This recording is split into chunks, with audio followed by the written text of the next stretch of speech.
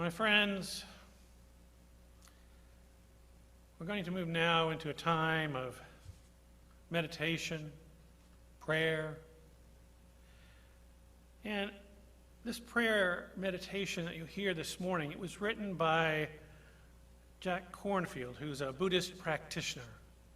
It's called the Bodhisattva Response. Now, let me tell you a little bit about it, and then he has an introduction to it I want to share with you.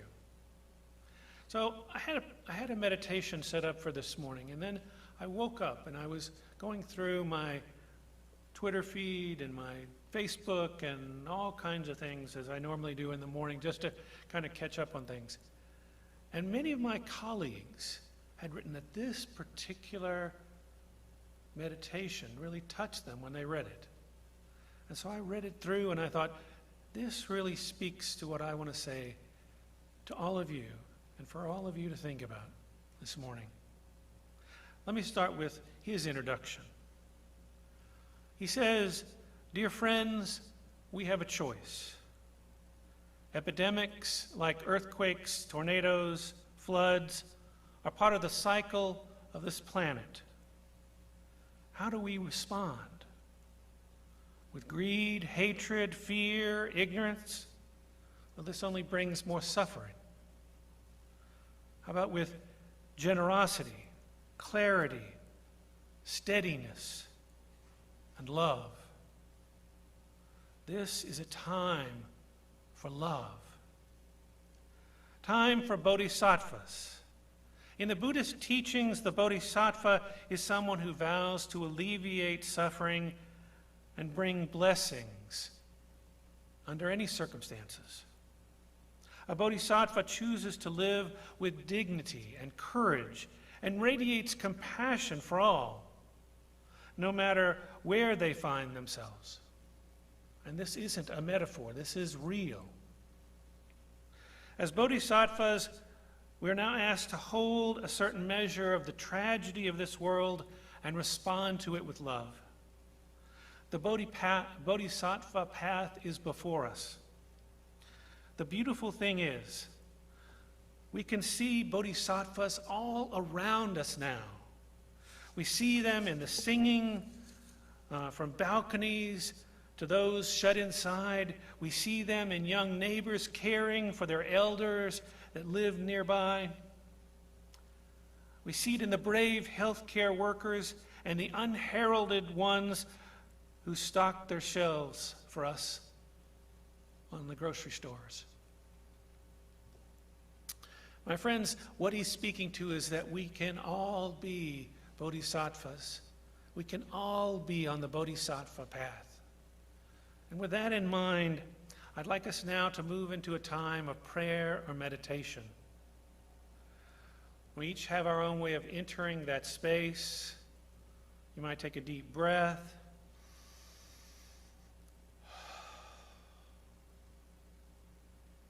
Settle into your chair, couch, wherever you are. You might let your eyelids rest. Breathe comfortably. And turn your attention inside yourself.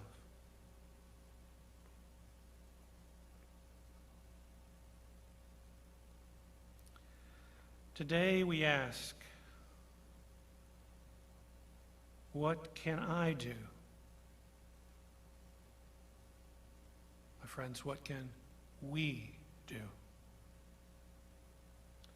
In this moment, we can sit quietly, take a deep breath, and acknowledge our fears and apprehension, our uncertainty and our helplessness, and hold those feelings with a compassionate heart inside ourselves. We can say to our feelings and our uncertainty, thank you for trying to protect me, and I am okay right now. We can put out our fears in the lap of Buddha or Mary Magdalene or Kuan Yin. Place them in the hearts of the generation of brave physicians and scientists who tended the world in former epidemics. And when we do this, we can feel ourselves become part of something greater, of generations of survivors in the vast web of history and life, being carried, as the Ojibwa elders say, by great winds across the sky. This is a time of mystery and uncertainty. Take a breath. The veils of separation are parting, and the reality of interconnection is apparent to everyone on earth. We have needed this pause, perhaps even needed our isolation to see how much we need one another. Now it is time for us to add our part. The Bodhisattva deliberately turns toward suffering to serve and help those around in whatever way they can. And we know how to do this. It's time to renew our vow. Sit quietly. Sit quietly again and ask your heart, what is my best intention, my most noble aspiration for this difficult time? And your heart will answer. Let this vow become your North Star. Whenever you feel lost, remember, and it will remind you what matters. It is time to be the medicine, the uplifting music, the lamp in the darkness. Burst out with love. Be a carrier of hope. If there is a funeral, send them off with a song. Trust your dignity and goodness. Where others hoard, you help. Where others deceive, you stand up for truth. Where others are overwhelmed or uncaring, you be kind and respectful. When you worry about your parents, your children, your beloveds, let your heart open to share in everyone's care of their parents, their children, their beloveds. This is the great heart of compassion.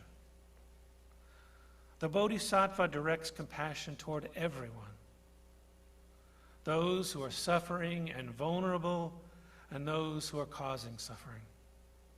We are all in this together. It is time for us to reimagine the world, to envision sharing our common humanity, to envision how we can live in the deepest, most beautiful way possible. Coming through this difficulty, we set out what we intend and nurture and what we can do. In the end, remember who you are is timeless awareness. The consciousness that it was born in your body.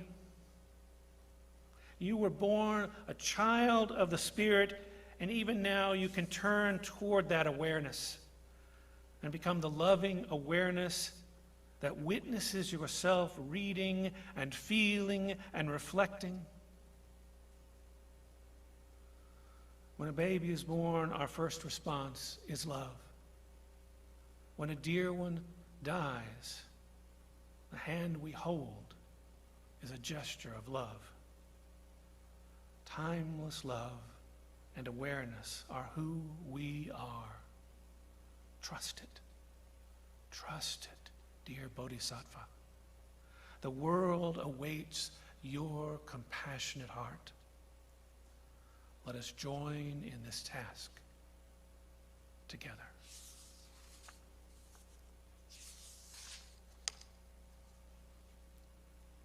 Blessed be.